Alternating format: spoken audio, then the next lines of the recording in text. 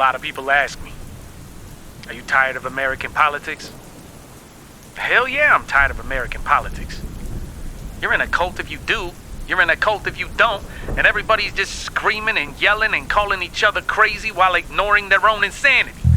This shit's exhausting. I guess the only thing left to do is to launch a First Amendment offensive. 'Cause I just don't give a fuck. If I was Professor X, I would mind control Ted Nugent, have him beat up Kid Rock and rip his head off for my amusement. I'm a stupid nuisance with the dumb crumbs to prove it. Go strum your thumbs through my catalog of music. I'd force Tommy Lauren to start an OnlyFans, so while she's sloppy and horny, she stops ignoring the lonely man who's huffing the feet. Hey Andrew Tate, isn't this how hustlers eat? You're right, this is great. It's sick how you can sex dudes while they jerking they dicks and you're sniffing women's toes and that don't make you a bitch. Hey Morpheus, how can I escape the Matrix? Go drop ship on Amazon and some motherfucking basic shit. Damn, this world is going nuts. I'm about to rizz up AOC just to see if she would like to fuck. And if she says no, I'll be like, please? You're a socialist. I thought that meant that everybody gets a piece. And you don't believe in private ownership, so quit being stingy with your pussy and come stroke me to my bonus spit. Go and get Bobart, we'll sit down and teach about Marjorie Taylor Greene's trans-masculine features. Bitch is a sea creature, Cro-Mag in them head. On Al Bundy, no cap, she gives her husband a peg. Amazonian position while he's sitting in bed. And she's edging herself to the thought of him calling her Ted. Cruise missiles make her nipples hard, and she can only get off if the explosions rip some kids apart. Mommy's in a cult, and my daddy's in a cult too. Dad called mom a bitch, then she went and dyed her hair blue. Mom caught daddy masturbating, felt abandoned. He was lying naked, loudly chanting, let's go Brandon. Marco Rubio is like a Tubi subscription. Ain't nobody want it when it's gone, no one will miss it. I'm on a mission to diss every politician, Republican, Democrat, and every independent. Fuck them all and their corrupted conflicts of interest.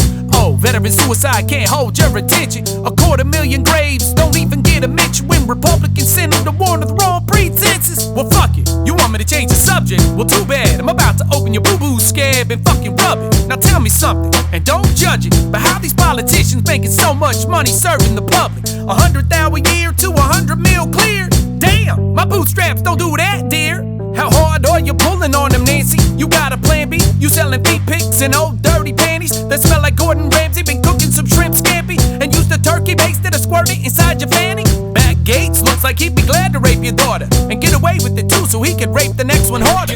Drop her off at charter school instead of at the bus stop. Drive away screaming, hey, don't forget your lunchbox. Mommy's in a cult, and my daddy's in a cult too. Dad called mom a bitch, then she went and dyed her hair blue. Mom caught daddy masturbating, felt abandoned. He was lying naked, loudly chanting, let's go Brandon. The artist, however faithful to his personal vision of reality, becomes the lost champion of the individual mind and sensibility against an intrusive society and an officious state. The great artist is thus a solitary figure.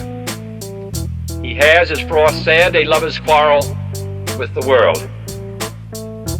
In pursuing his perceptions of reality, he must often sail against the currents of his time.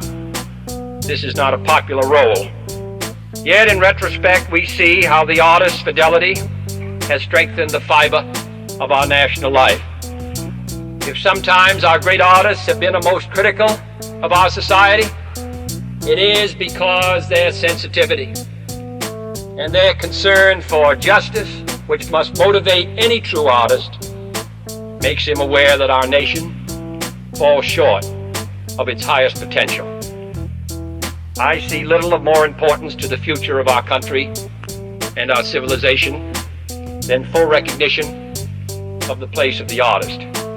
If art is to nourish the roots of our culture, society must set the artist free to follow his vision wherever it takes him. We must never forget that art is not a form of propaganda, it is a form of truth.